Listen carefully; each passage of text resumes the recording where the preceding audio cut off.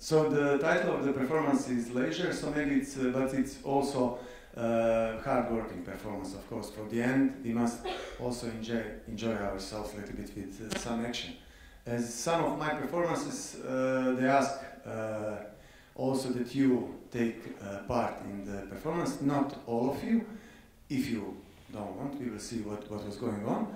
But for the beginning, maybe I will need 5 persons, volunteers, and maybe 6, I don't know. So you will enjoy it.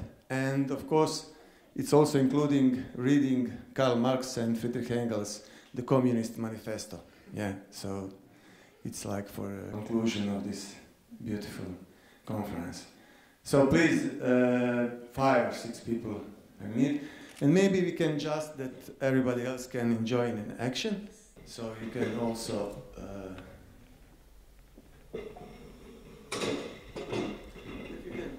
see it, yeah? Okay. Thank you. Yeah, great. Very nice. Just for the visibility, yeah, I'm coming from this visual art, so I take care also about how it will look like to you and to camera and everything.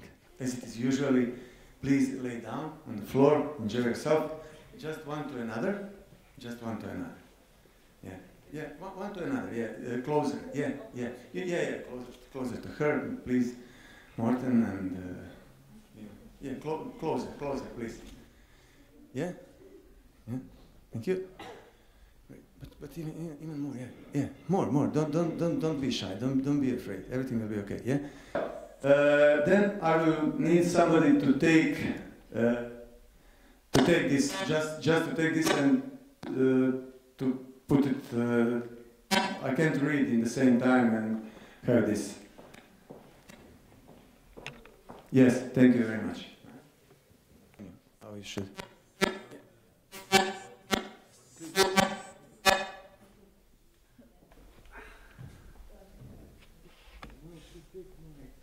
Just with this, that I can.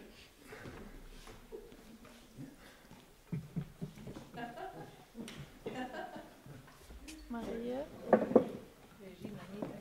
Yeah. Thank you.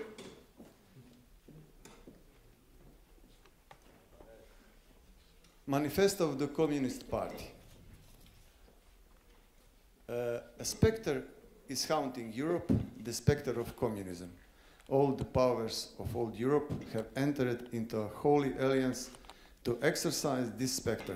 Pope and Tsar, Metternich and Guizot, French radical and German police spies. Where is the party in opposition that has not been decried as communistic by its opponents in power? Where the opposition that has not hurled back the branding reproach the communism against the more advanced opposition parties as well as against its reactionary adversaries? 2 things result from this fact. First, communism is already acknowledged by all European powers to be itself a power. And second, it is high time that communists should openly, in the face of the whole world, publish their views, their aims, their tendencies, and meet this nursery tale of the spectre of communism with a manifesto of the party itself. To this end, communists of various nationalities have assembled in London and sketched the following manifesto to be published in the English, French, German, Italian, Flemish, and Danish language. Yeah? I didn't know for this fact. There is no any Croatian or any. Yeah. Bourgeois and proletarians. The history of all hitherto existing society is the history of class struggles. Free man and slave, patrician and plebeian, lord and serf, guild master and journeyman, in a word, oppressor and oppressed, stood in constant opposition to one another, carried on an uninterrupted, now hidden, now open fight, a fight that each time ended either in a revolutionary reconstitution of society at large or in the common ruin of the contending classes. In the earlier epochs of history, we find almost everywhere a complicated arrangement of society into various orders and manifold gradation of social rank. In ancient Rome, we have patricians, knights, plebeians, slaves. In the Middle Age, feudal lords, vassals, guild masters, journeymen, serfs. In almost all of these classes, again, subordinate gradations.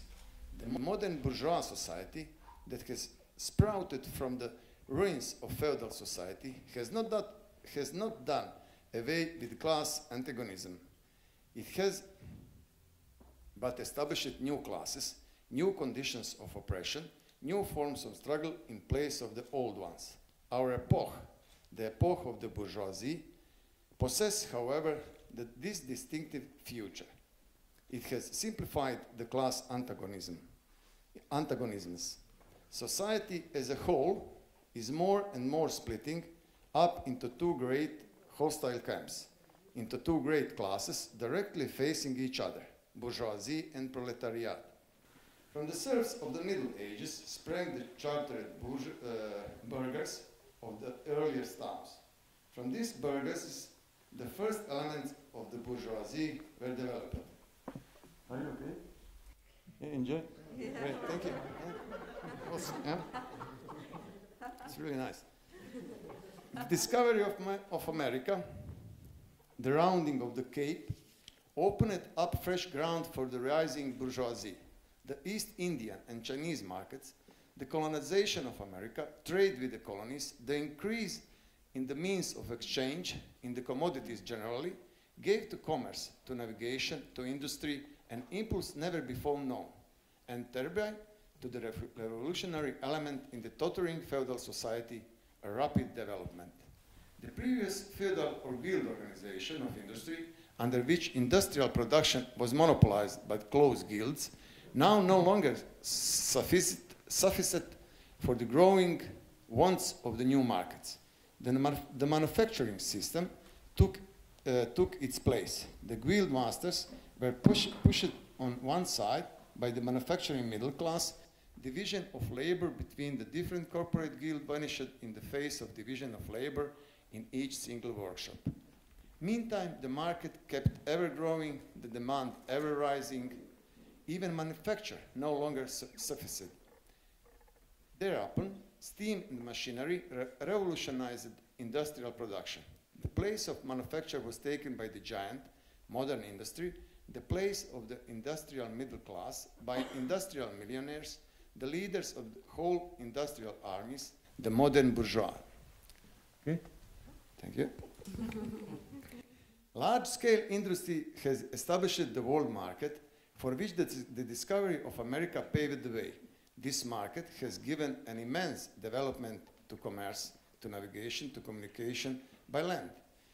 This development has, in its turn, reacted to the extension of industry, and in proportion and in industry, the commerce, navigation, railways extended in the same proportion the bourgeoisie developed, increased its capital, and pushed into the background every class handed down from the Middle Ages. We see, therefore, yeah, okay? No. No, it's not okay. We see, therefore, how the modern bourgeoisie is itself the product of a long course of development, of a series of revolutions in the modes of production and of exchange. Each step in the development of the bourgeoisie was accompanied by a corresponding political advance. An oppressed class under the sway of the feudal nobility, an armed and self-governing association in the medieval commune, here independent urban republic, their taxable third estate of the monarchy, afterwards in the period of the manufacture proper, serving either the state or the absolute monarchy as a counterpoise against the nobility, and in fact, cornerstone of the great monarchies in general, the bourgeoisie has at last, since the establishment of modern industry and of the world market, conquered for itself, in the modern representative state, exclusive political sway. The executive of the modern state is but a committee for managing the common affairs of the whole bourgeoisie. Do you understand what I'm talking about? Yeah. My English sometimes is not the best, but I try, I give my best. The bourgeoisie historically has played a most revolutionary part, so we must take care about this. The bourgeoisie, wherever it has got the upper hand, has put an end to all feudal, patriarchal, idyllic relations. It has pitilessly torn asunder the motley feudal ties that bound man to his natural superiors, and has left remaining no other nexus between man and man that naked self-interest that callows cash payments.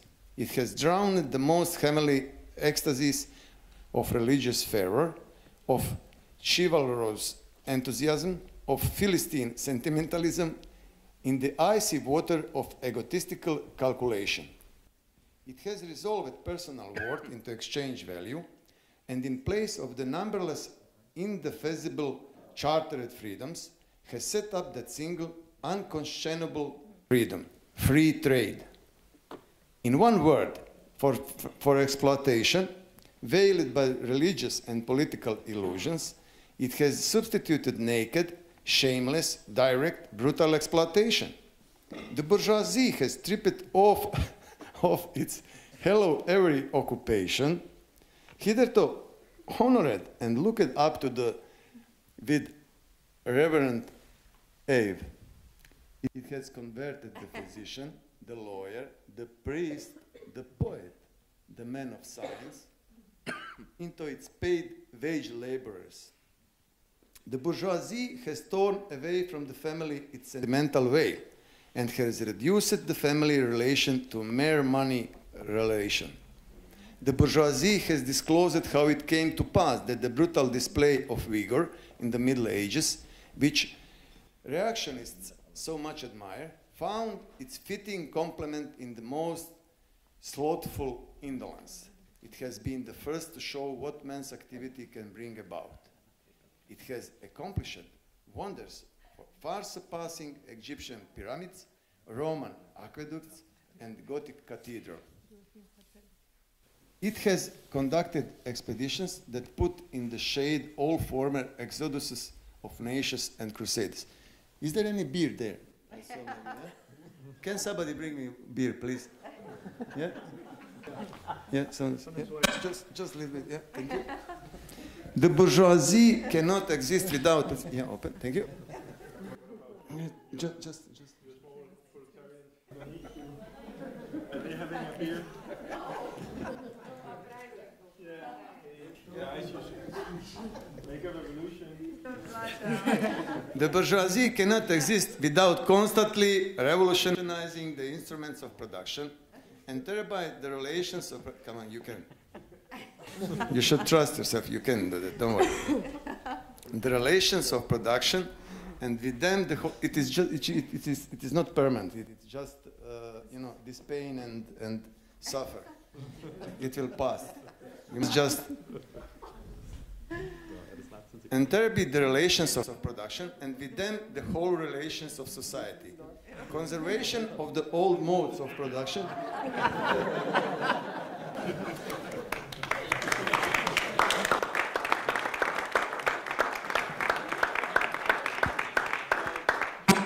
You can read for yourself.